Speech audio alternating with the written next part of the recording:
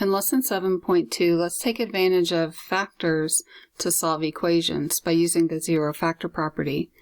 So right away I want you to pause the video and find each product for A, B, and C. These are just numbers. Remember that a product is the result of multiplying things together.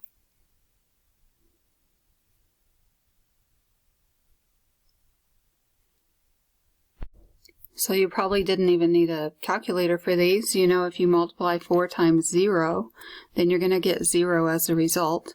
In part B, we have 3 numbers multiplied together, but one of those numbers is 0. So the whole thing is going to multiply together to be 0. And in part C, we have a rather long list of factors, but one of those factors is 0. And if just one of the factors in our product is 0, then the result is going to be 0. That leads us to the zero factor property that says when you multiply 2 or more factors and the product is 0, at least one of the factors must be 0. That works for numbers. It also works when you have variables in an equation. Look at our first equation where we have 2 times the group 3x plus 1 equal to 0. So our product is 0. That's what we end up with. And we get to that 0 by multiplying these two things together. So maybe we'll draw a line right here just to separate our factors. The zero factor property tells us that either 2 is equal to 0 or the factor 3x plus 1 is equal to 0. Now we know that 2 is never going to equal 0, so we ignore that. But we can solve 3x plus 1 equals 0 by subtracting 1 from both sides, which leaves 3x equals negative 1, and then dividing both sides by 3, which gives us an answer of x equals negative 1/3. When x is negative 1/3, the original equation is true. Our next equation looks very similar. We have 0 on one side of the equation, which is one of the first things that we're looking for, and then we have things multiplied together on the other side. This time we have 2 times x, and we can take those together and just have a factor of 2x.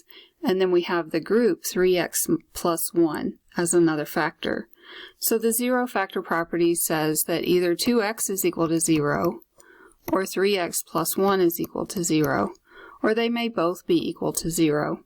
We solve each of these smaller equations.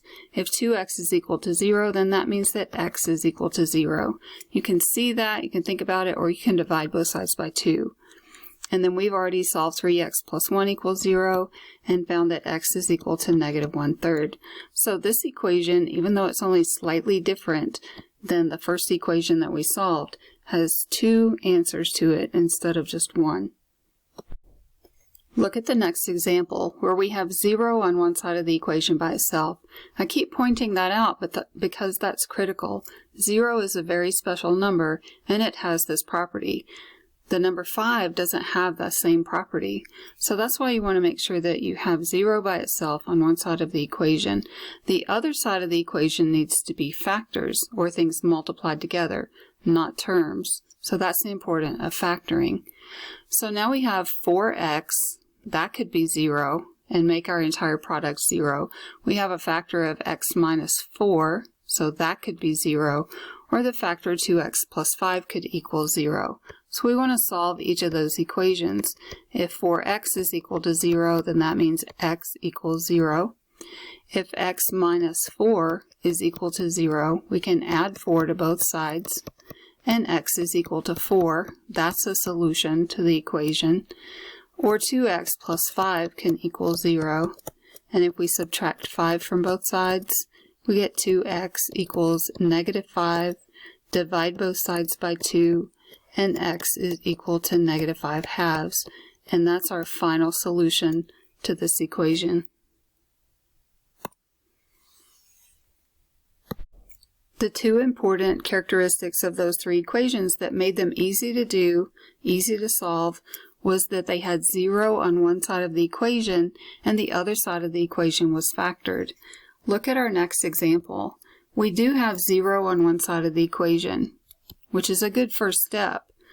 But on the other side of the equation, we have things added together, not factored. So we need to factor this before we can move forward. Remember how we took out the greatest common factor before? We look at our numbers 15 and 6 and we think, what do they have in common? If you need to go to the side and make a list, 15 is 3 times 5 and 6 is 2 times 3. So they have a 3 in common. And then I look at g and g squared. And so each of the factors, each of the terms has a g in common. So we're going to write our 3g, and then we're going to put our leftovers in parentheses. Leftover from the first term is 5.